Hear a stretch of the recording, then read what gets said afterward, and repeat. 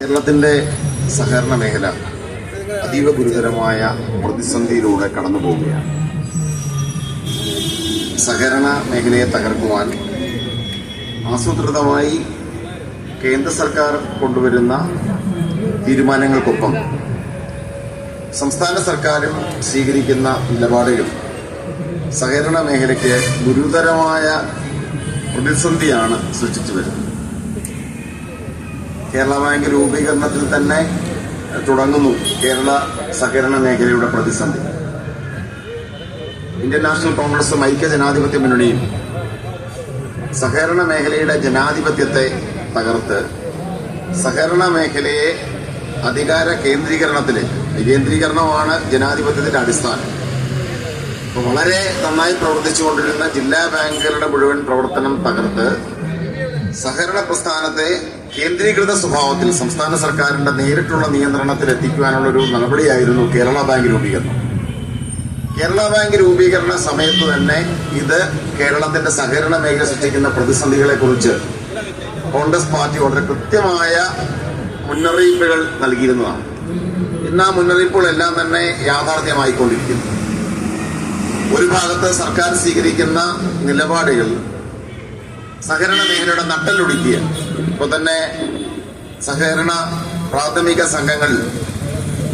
സംഘങ്ങളുടെ deposit Kerala bank നൽകുന്ന പ്രാഥമിക സംഘങ്ങൾ സമാഹരിക്കുന്ന നിക്ഷേപം, ഈ നിക്ഷേപത്തിന് പലിശ വർദ്ധിപ്പിച്ച് നൽകേണ്ടത് പ്രാഥമിക സംഘങ്ങളുടെ നിലനിൽപ്പിന് ഏറ്റവും അനിവാര്യമാണ്. ബഹുമാന്യനായ ജില്ലാ കോൺഗ്രസ് കമ്മിറ്റി പ്രസിഡന്റ് കൂടി വന്നിട്ടുണ്ട്. ഞാൻ അദ്ദേഹത്തെ സാന്ദർഭികമായി സ്വാഗതം ചെയ്യുന്നു. BC പ്രസിഡന്റ് ശ്രീ പാലോടി രവി അവர்கள். പ്രാഥമിക സംഘങ്ങൾക്ക് സമാഹരിക്കുന്ന നിക്ഷേപങ്ങൾക്ക് കേരള ബാങ്ക് പലിശ കൂട്ടി നൽകുക എന്നതൊരു സ്വാഭാവിക നീതിയാണ്. സംസ്ഥാന സർക്കാർ അതിന് തയ്യാറല്ല. എന്നാൽ അതേ സമയത്ത് തന്നെ പ്രാഥമിക സംഘങ്ങളുടെ തകർച്ചയ്ക്ക് വേണ്ടിയുള്ള നിലപാടുകൾ നിരവധി എണ്ണം സ്വീകരിക്കുന്നു. ഇപ്പൊ കഴിഞ്ഞ ദിവസം കേരളത്തിലെ മാധ്യമങ്ങൾ റിപ്പോർട്ട് ചെയ്തു. സഹകരണ വകുപ്പിന്റെ ഒരു ഉത്തരവ്.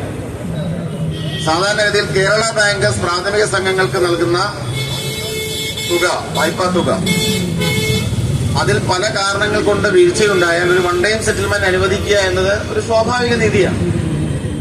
ഇവിടെ വ്യക്തിഗത വായ്പ മുടങ്ങുന്ന വായ്പകൾ എടുക്കുന്നവർക്ക് വൺ ടൈം സെറ്റിൽമെന്റ് അനുവദിക്കുന്ന ഗവൺമെന്റ് പ്രാഥമിക സംഘങ്ങളെ സംബന്ധിച്ച് അത്തരത്തിൽ ഒരു ആനുകൂല്യവും നൽകില്ല എന്ന് നിർബന്ധത്തിലാണ്. സ്വീകരിക്കുന്ന ഓരോ നിലപാടുകളും കേരളത്തിന്റെ സഹകരണ മേഖലയുടെ തകർച്ചയിലേക്ക് വഴിതെളിക്കുന്ന സാഹചര്യമാണ്. കൂടാതെ സഹകരണ മേഖലയിൽ നമുക്കറിയാം, കോൺഗ്രസും UDF-ഉം ഐക്യ ജനാധിപത്യ മുന്നണിയും സഹകരണ മേഖലയിൽ പരമാവധി ഗവൺമെന്റുമായി സഹകരിച്ചു പോകുന്ന മേഖലയിൽ, യോജിക്കാവുന്ന മേഖലയിൽ യോജിക്കാം എന്ന സമീപനത്തിൽ തന്നെയാണ് മുന്നോട്ട് പോകുന്നത്. സഹകരണ പ്രസ്ഥാനത്തിന്റെ അടിസ്ഥാനവും അത് തന്നെയാണല്ലോ. പക്ഷെ ഗവൺമെന്റിന്റെയും CPM-ന്റെയും സമീപനം എന്താ? ഗവൺമെന്റിന്റെയും CPM-ന്റെയും സമീപനം കിട്ടാവുന്ന കോൺഗ്രസ് നിയന്ത്രണത്തിലുള്ള സഹകരണ സംഘങ്ങളെ ഏകപക്ഷീയമായി അക്രമമാർഗങ്ങളിലൂടെ പിടിച്ചെടുക്കുക എന്നതാണ് CPM സ്വീകരിച്ചിരിക്കുന്ന സമീപനം. കഴിഞ്ഞ ദിവസം ചേവായൂരിൽ ബാങ്ക് പിടിച്ചെടുക്കാൻ വേണ്ടി നടത്തിയ അക്രമം കേരള ചരിത്രത്തിൽ തന്നെ സമാനതകളില്ലാത്തതാണ്. ബഹുമാനായ MD രാഘവൻ ഉൾപ്പെടെയുള്ള നേതാക്കന്മാർ, അവിടെ KPCC-യുടെ ഭാരവാഹികൾ, ഇവരെല്ലാം അതിക്രൂരമായിട്ടാണ് മർദ്ദിച്ചത്. ഒരു ബാങ്ക് പിടിച്ചെടുക്കാൻ വേണ്ടി 2-3 ജില്ലകളിലെ CPM പ്രവർത്തകരെ മുഴുവൻ അണിനിരത്തി, CPM പ്രവർത്തകരെ മാത്രമല്ല കിട്ടാവുന്ന കൊട്ടേഷൻ ഗുണ്ടകളെ മുഴുവൻ അണിനിരത്തി വോട്ട് ചെയ്യാൻ വേണ്ടി വന്ന സ്ത്രീകൾ ഉൾപ്പെടെയുള്ള ആളുകളെ ഭീഷണിപ്പെടുത്തി ആക്രമിച്ച് അവരെ ആട്ടി ഓടിച്ച് ഏകപക്ഷീയമായി ഒരു തെരഞ്ഞെടുപ്പ് അട്ടിമറിക്കുന്ന രീതിയാണ് കഴിഞ്ഞ ദിവസം കോഴിക്കോട് കണ്ടത്. ഇത് കോഴിക്കോട്ടെ മാത്രം രീതിയല്ല. പത്തനംതിട്ട ജില്ലയിൽ 20-ൽ പരം സഹകരണ സ്ഥാപനങ്ങളാണ് ഗുണ്ടകളെ അണിനിരത്തിക്കൊണ്ട് CPIM പിടിച്ചെടുത്തത്. ഈ പിടിച്ചെടുത്തിട്ട് എന്താണ് നടക്കുന്നത്? സഹകരണ മേഖലയിൽ ഗവൺമെന്റ് സ്പോൺസേഡ് അഴിമതി, ഗവൺമെന്റ് സ്പോൺസേഡ് അഴിമതി എന്ന് പറയുമ്പോൾ അതിൽ പാർട്ടിയാണ് അഴിമതി നടത്തുന്നത്. ആ അഴിമതിക്കാരെ സംരക്ഷിക്കാൻ വേണ്ടി ഗവൺമെന്റ് സ്വീകരിക്കുന്ന നിലപാടുകൾ അത് നമ്മുടെ മുമ്പിൽ വ്യക്തമാണ്.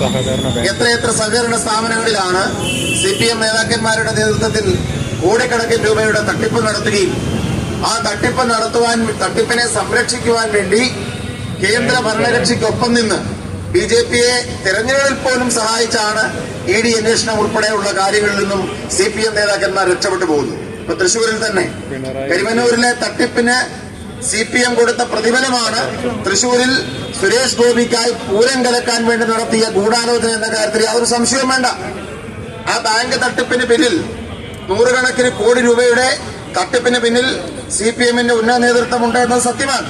അപ്പൊ അവരെ സംബന്ധിച്ച് അവർക്ക് ജയിലിൽ പോകാതിരിക്കാനുള്ള മാർഗം കേന്ദ്ര ഭരണകർത്താക്കൾക്ക് പരമാവധി സഹായം കൊടുക്കുക, തെരഞ്ഞെടുപ്പ് അട്ടിമറിക്കാൻ വേണ്ടി എല്ലാ സഹായവും നൽകുക, തൃശൂർ പൂരം ഉൾപ്പെടെ കലക്കുകയാണെങ്കിലും സുരേഷ് ഗോപിക്ക് ജയിക്കാനുള്ള അവസരം ഉണ്ടാക്കി കൊടുക്കുക. ഇതിന്റെ എല്ലാത്തിന്റെ മൂലകാരണം ചെന്നു നിൽക്കുന്നത് സഹകരണ മേഖലയിലെ അഴിമതിയാണ് എന്ന കാര്യത്തിൽ സംശയമൊന്നും തന്നെ വേണ്ട.